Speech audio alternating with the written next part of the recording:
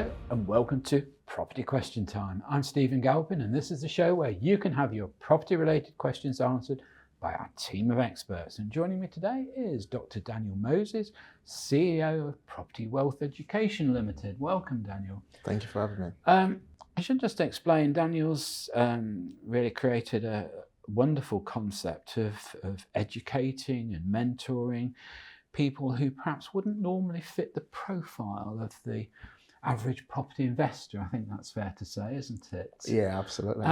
And Daniel's doing a great job bringing people from the perhaps sometimes ethnic minorities into the property investment business, and I think that's very commendable, Daniel. Really do.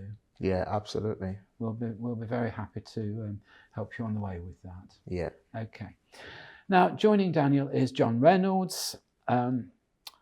John, you've been on our programme many times before. Good to have you back, CEO of Titan Property Developments. A couple of things we've got to say. Known to your friends as Professor John. From today, an esteemed company. Yeah. And I think I was also promised to say happy birthday to Mrs. Reynolds. Oh, so thank there you. we are. She'll be made up. Okay, jolly good. All right, well, we better get on with the job in hand, which are the questions. And Dr. Moses, Daniel, you're going first. I'm looking to take my first steps into property investing, and from the research I've done, I believe that the HMO strategy fits my investment criteria best. What are the biggest potential pitfalls to this strategy, and what should I look out for to avoid? So I think one of the biggest pitfalls a lot of newbie property investors or entrepreneurs, I would say, getting into the HMO strategy is usually due to lack of due diligence. One of the major reasons is most people watch different things on YouTube these days and just want to convert a house from a standard C3 property into a C4 without knowing that there are a lot of rules and regulations that needs to be followed through in order for you to change a single family dwelling into a house of multiple occupation. So there are rules that must be met in terms of the council regulations, room sizes, Article 4 restrictions as well. So you don't want to turn a house of, a standard dwelling of C3 property into a C4, not knowing there's already an Article 4 direction already in place, which is the removal of permitted development right, and then converting that property into a house of multiple dwelling, and then you're unable to exit, your mortgage, because your certain lenders don't do the house of multiple occupations type lending. So it's very, very important to, number one, do your due diligence as to, what the council requirements are, and as well as what the lending criteria are. And finally, the removal of permitted development rights. Okay. Daniel, why do differing councils have different views about HMO properties? I mean, in some areas, it's just an absolute no-no, isn't it? Yeah, it's absolutely no. So they have actually now implemented the full Article 4 direction in place, which means they've removed that permitted development rights. You have to now seek planning in order for you to convert a standard C3 property into a C4, which is a small HMO that can take up to 6 multiple occupants in that property. So some councils just say no, because for example, there are few boroughs in London that have been very strict. I mean, one of the biggest issues has been, for example, Newham Borough. They've been very strict on this from a very long time, because over time there were issues around, over 10 people, 20 people, even just living in one particular property. Obviously, with things like, hazard, fire risk, sure, and the list can go on. So, and they've had situations where the multiple people living in this property has cost, people have gone to lose their lives because of fire. You can't have 20 people without, having the appropriate fire risk assessment regulations in place. So boroughs to boroughs have implemented these rules because of the level of, again, migration, just to kind of protect, people's life, basically. Then there are other boroughs that are still very loose on it because they haven't had the issues of overpopulation and migration and all these things. So from borough to borough, they are just different things that they look at to see, okay, what can we do to make sure we prevent, housing safety issues where, excessive number of people are living together and there is no safety standard being met. Yeah. Do you think it's incumbent on the councils to perhaps offer, I'm going to use the word loosely, some kind of education for people to understand the logic of their decisions? I mean, for somebody going, you for instance, perhaps bring somebody into the world of investment, they're looking at having an HMO. Apart from paying for a private course of information, do you think the councils ought to be offering this information out? Are there such books or leaflets or courses? The councils don't like HMOs, they typically do. Well, they don't, but they say, when I was a kid, you'd call them a bed sit, wouldn't you? Or student digs. Student digs, yeah. But they must solve a huge amount of sort of capacity shortage in terms of housing. I mean, it's a commendable exercise, isn't it? And people like living like that from a social point of view, don't they? A lot of people don't want to live on their own. They'd much rather live in a social environment. They've got their privacy of their room, but they've got a communal area. Yeah. But I mean, there are some schemes we've looked at here. Well, I mean, they're absolutely, they're almost like small hotels. They're wonderful. They've got cinema rooms. They've got, recreational rooms, IT rooms. Everything's based around a sort of social centre. Yeah. I mean, they really are quite sophisticated. Yeah. I mean, there's nothing wrong with the idea, is there? But that's also something you've got to be careful of if you're looking at it as per the question to Daniel, look at the competition, because if there are people doing cinema rooms and including, from Sky to the gardener to the cleaner and so on, all inclusive, and you're not, they're the ones that are going to rent first, depending on price point and so on. So there's a due diligence to be done, because that was awesome from a technical point of view. But then there's the whole choose your location wisely. Yeah. If you go in the middle of the New Forest, you're not going to fill 6 or 7 rooms. Yeah. If you go to Milton Keynes, it's probably saturated. So there's that whole... You're going to have to look at the employment demographics, aren't you? Totally. The commercial demographics of what's going on around. I mean, I can remember doing for a very big company, they'd been talked into a development in I don't know, what shall I say, a tertiary area of London. And what they'd done, they'd built a scheme which just took the scheme just out of the bounds of affordability in that particular area, and that's a classic mistake, isn't it? And it's a mistake a lot of new investors make. Definitely. I think the other thing is they can be frowned upon from the council's point of view, they can be frowned upon from the neighbouring community as well.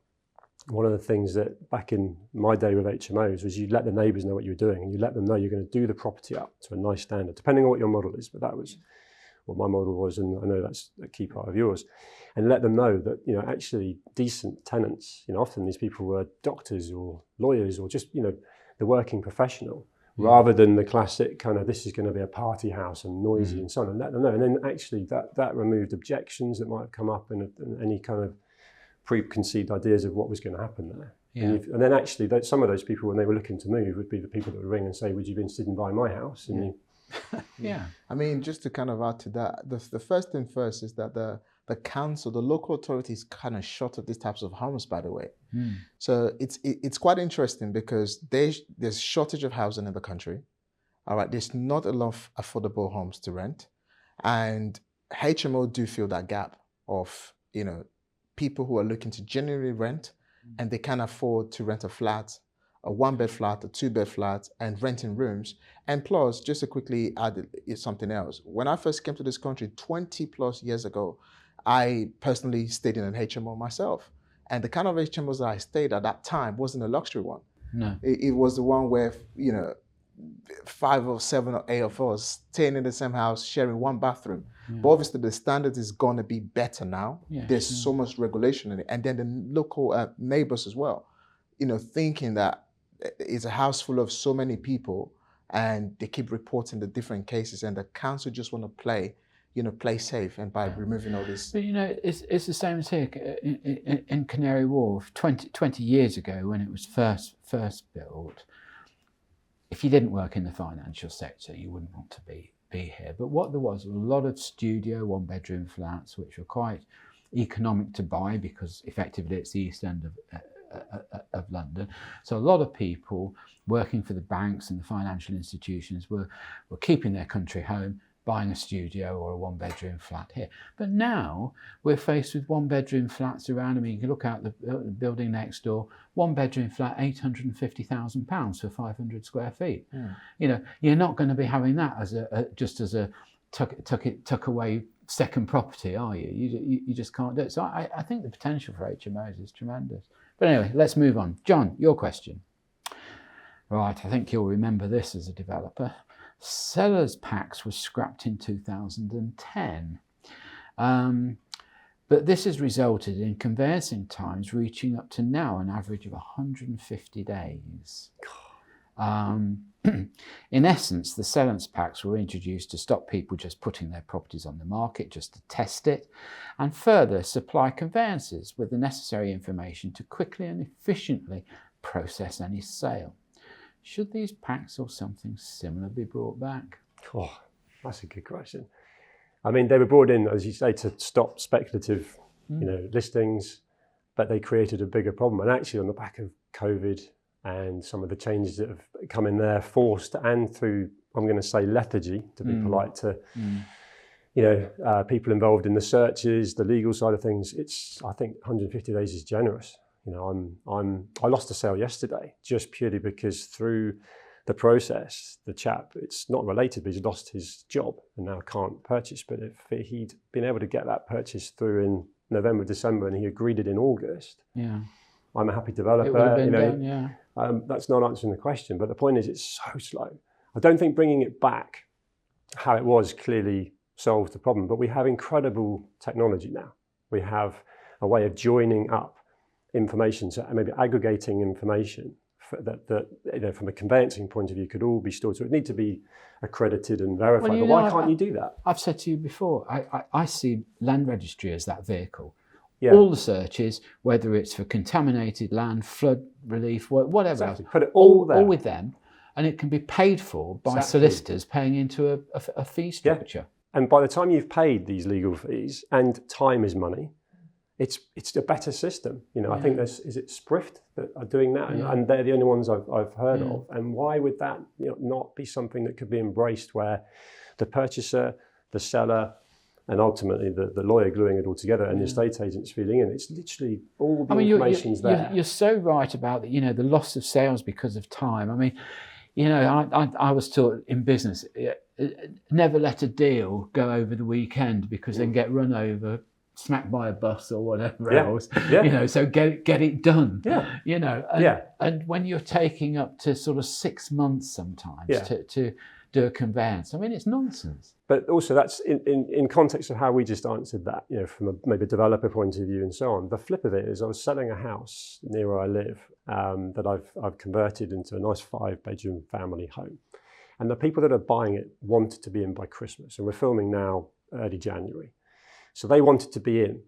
And because of the slow processes and the effects within the chain as well, and that everyone was motivated. And then, a few things that were human, that one of the lawyers low down the chain suddenly wasn't available when they could have done. But the point is, the system's broken. And then these people that had made all these plans to try and be where they wanted to be by Christmas weren't able to. And then that costs time and money. There's further mortgages to be paid or rents to be paid, or you know what I mean? So it definitely needs changing. I just don't know the answer to the question. Is just bringing back sellers packs. It can be done more sophisticated. It's the logistics, isn't it? Yeah, and in a better way using tech, definitely. Okay, well that's all we've got time for in this half of the show. But just before we go, what have you bought Mrs. Reynolds for her birthday then? I'm going to keep that a secret. It's a secret, is it? Okay. What have you got her? A mention on our esteemed programme. There we go. Okay, join me again after the break, where we'll be asking Daniel and John more of your questions.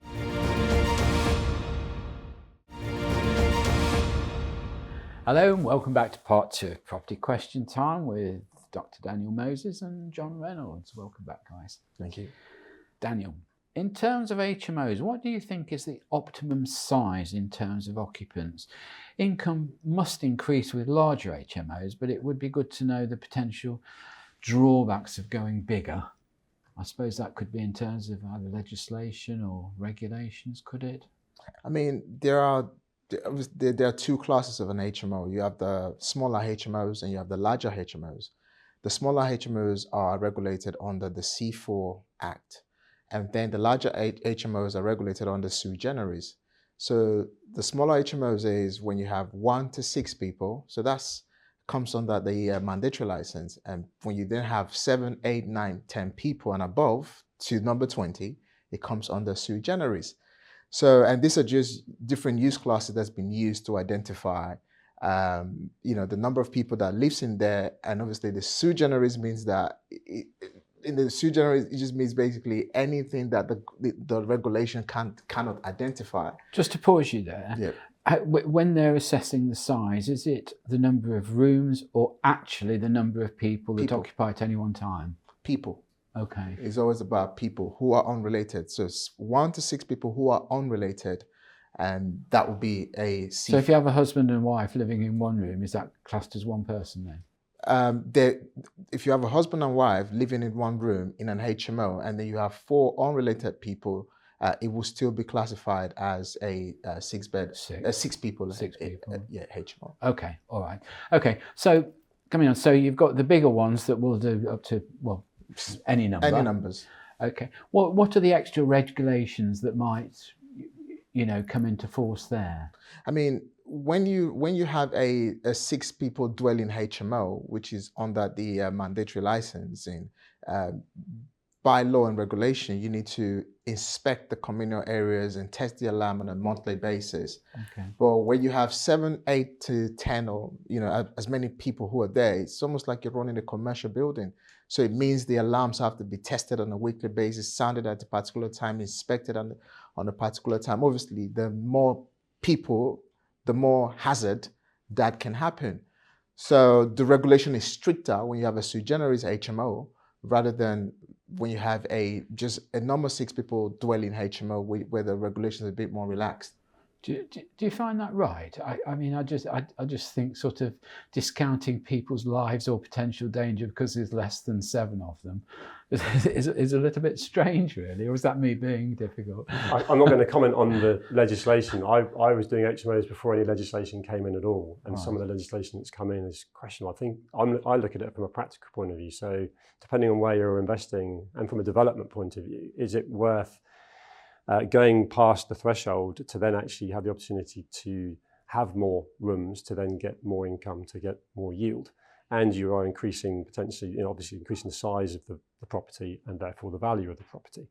But that's got to be determined by whether the actual demand is there in the first place. Mm-hmm. And depending on where you do it, if you're doing it in a high £1 per square foot rental area, then it could be worth it. It might not be worth it so much if you're in an area that doesn't warrant that. That's where I'm coming from. I totally get. That's probably more a question back to you in terms of the actual, validity of the legislation. Yeah. I mean, in terms of the number of people living in a property, as per 6 to whether 7 and 8 or 9, in terms of legislation and regulation, it's not that the government or the regulation cares whether it's 6 people, let's look after you, or whether it's 7 people, let's be a bit more sensitive. But from my understanding, from my perspective, it's just knowing that there is a change when you have 1 to 6 people living in a property that needs to be regulated by a mandatory license, C4 use, and then you have 7, 8 to 9, 10 people, and there's a level of compliance that needs to be met. In terms of income-wise, yes, when you have 7, 8 to 9 bedrooms and 9 people living in that property, more yield. And in terms of valuation, automatically that comes under a commercial valuation property. When you have a 1 to 6 people living in a property, then usually the valuers might also look at it in a different way. The income might also be a bit more not as greater as when you have 8 beds to 10 beds to 12 beds. It just varies, basically. I think the thought of trying to control and manage 9, 10, 12 people in a single building just frightens me to death. Yeah, it reminds me actually, and you've got to be careful, it's worth mentioning, and I'm sure you've got this experience, that if you fill a property full of just male, then it's not necessarily that well looked after. And actually, I had it before where some of these guys all got together and were like, my God, the landlord's making a fortune. And they all removed themselves and got themselves a property, did it differently. If you have just females, actually, in context of many examples, a lot of them actually fell out. And you suddenly have voids because they had actually arguments and so on. You need to mix the sexes and you need to mix the age side of it, because then actually there's a much better interaction. Yeah. Just going back to you saying about managing them, it's the little micro details. You can actually make your life a lot easier as an HMO landlord by just those a good balanced occupational mix. I mean, and you've got to provide facilities. You think about the use of the washing machines and the fridge space and so on. If you've got 15 people in an HMO, you need to make sure you're providing the right amount of facilities. Yeah, I mean, if you have a 6 people dwelling HMO, you just need a 4-burner cooker in the property. When you have a 7 to 8 people now, you need 2 wash hand basins, you need a set of washing machine, you need to have 8 burner in the property. Again, it's more work when you have 7, 8 to 9 people. Do you know what, Daniel? I think I'm just going to leave it to you. All right. Thank you for that. John, now I know as a developer you'll have your views on this, because developers do use agents to sell their product, obviously, and that's sometimes quite a critical choice to make. Yeah. We're often, as developers, you're forced into using one particular agent because you've perhaps bought the land from them.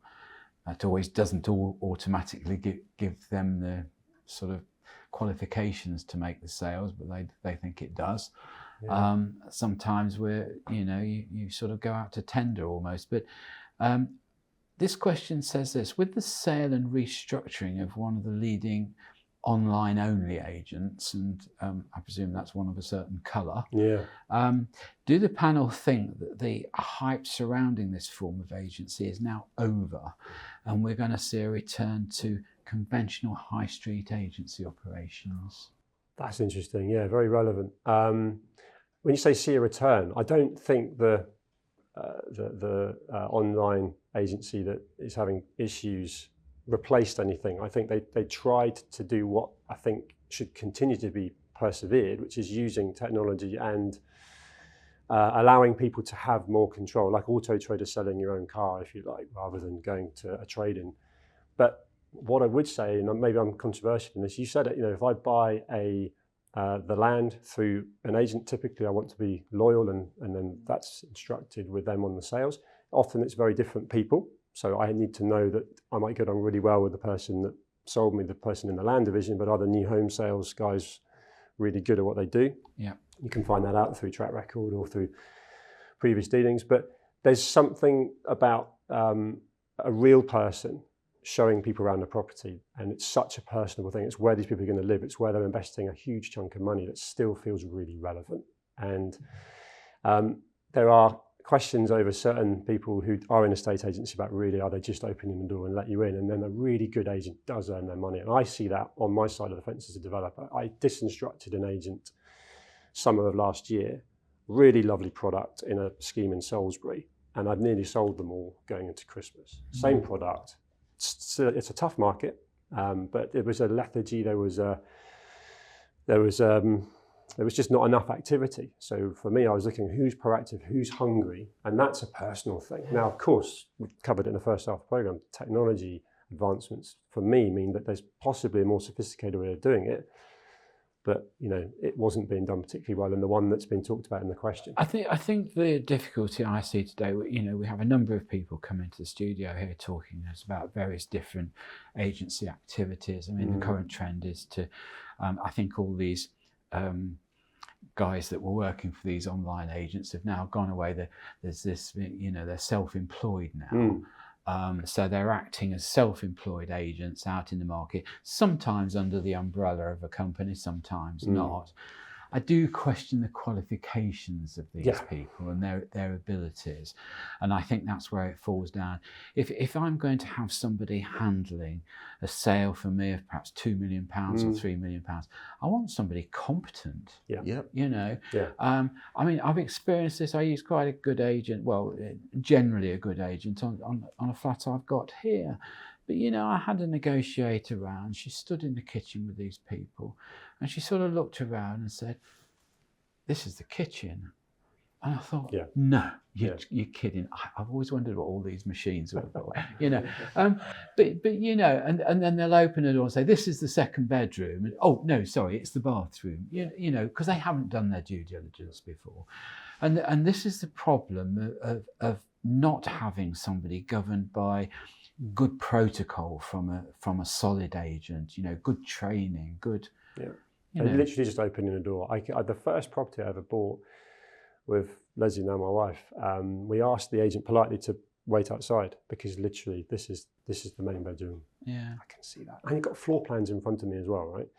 And what we're looking at is maybe we put an ensuite in there, maybe we extend here, maybe we do this and that. And that's not for the agent to be necessarily advising and so on, but just having more depth of knowledge. Depth of knowledge, and, that's the expression. Experience, and actually then demonstrating that, you know. So for me it was actually, it's all right, we'll just go on, this is years ago, but it was an experience where, because I deal with probably more sophisticated agents in the developer world, but just to understand that level of, that lack of knowledge, and just why are you here? And yet you still get paid exactly the same fee as someone that potentially might be really good at what they do and said, we've actually had a thought, and the neighbours 3 down have done this, and actually we sold that house for substantially more, and so on. Just having comparable information. I do just think sometimes some of the different ideas that come into the market, and I don't think our property market is actually too bad as it is. We're safe, we have good legislation about property regulations, about conveyancing, about ownership.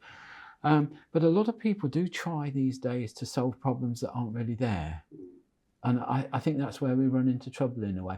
And I think there's a degree of that with the online agent. I thought you came up with a good comparison, you know, which is Auto Trader. Yeah. You know, are we trying to sell property like Auto Trader? And that's a good comparison. I mean, but I think no, we're not. So there's risks involved in that. I think only 10% of people sell their cars through Auto Trader. Yeah. So I don't know what it was through the online. I mean, the whole thing about sell your property for free, it's what is really the biggest problem, isn't it? Because a lot of property owners are trying to sell property for free, and because they're trying to sell property for free, they go into a lot of these online agents where, you know, the service is really poor. Just open the door for you. There you go. Have a look. No, oh, you're trying to ask a question. Oh, you need to ring the office.